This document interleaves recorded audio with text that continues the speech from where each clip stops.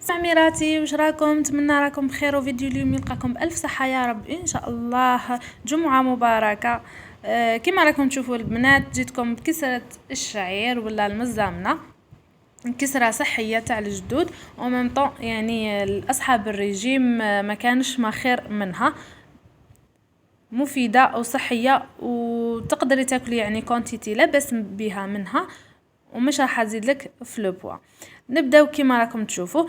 صراحه البنات مش انا اللي راني نعجن فيها، هنايا ماما هي اللي راهي تعجن فيها. دارت يعني دقيق تاع الشعير، هنا الشعير حر ومرحي.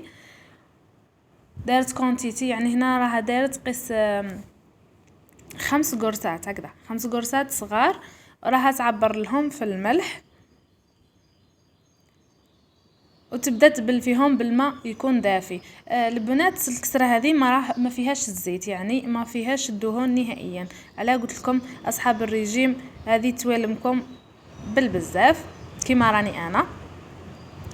فوالا قلت لكم الماء لازم يكون دافي، وكما راكم تشوفوا فيها تبل فيها غير بالعقل. انا راني نسرع في الفيديو باش يعني ما يطولش، ما يديش وقت بزاف.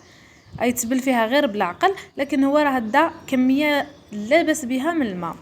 كما راكم تشوفوا هذيك الكونتيتي كملت وزدنا زاد دفات كونتيتي واحده اخرى بريسك يجي ما يجيش كي الكسره العاديه، يجي شويه كيما نقولوا شويه مشمخ بزياده.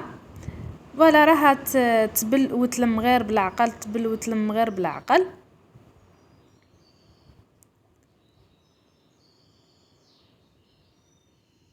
فوالا شوفوا البنات راها غير تضيف غير تضيف في الماء وتدلك.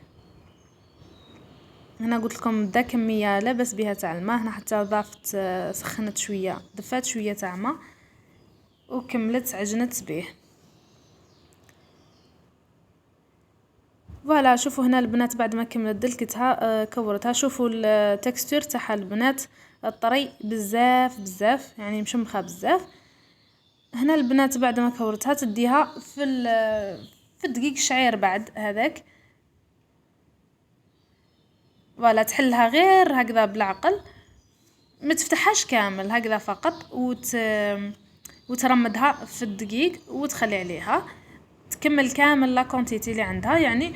وتقدري تروحي تخدمي شغالات واحد اخرين، ديري امورات واحد اخرين باش ترجعي تطيبيها. يعني تقدري حتى تخليها لساعه ساعتين قد ما طولت في الدقيق كل ما تجي مليحه. صراحه انا ما خليتهاش ما خليناهاش يعني طولت على جال التصوير، كانت الليل كيما نقولوا حيطيح التصوير يكون شويه. فوالا هنايا بعد ما دارت الطاجين سخون وجابتها هزتها من الدقيق، فوالا هاي رايحه تقرصها في الاخر. البنات هذا الشقوق لا في يعني في الكسره هذه تاع الشعير لازم يكونوا يعني الشارم تاعها تجي مشقه هكذا.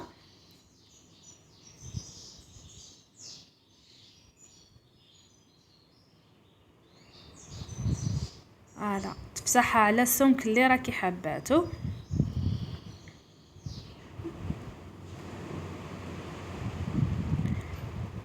يعني الافتتاح تاعها يجي ساهل.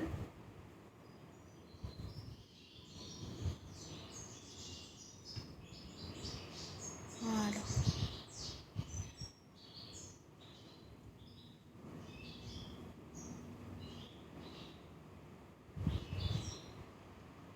بالنسبه للطاجين البنات هنا طيبناها طاجين تاع الطين. واذا يكون عندك ما عندكش تقدري ديريها في الطاجين العادي، بصح من الاحسن يكون في هذا الطاجين وتكون درتيه يعني سخن مده، يكون سخون مليح باش ما تيبسلكش.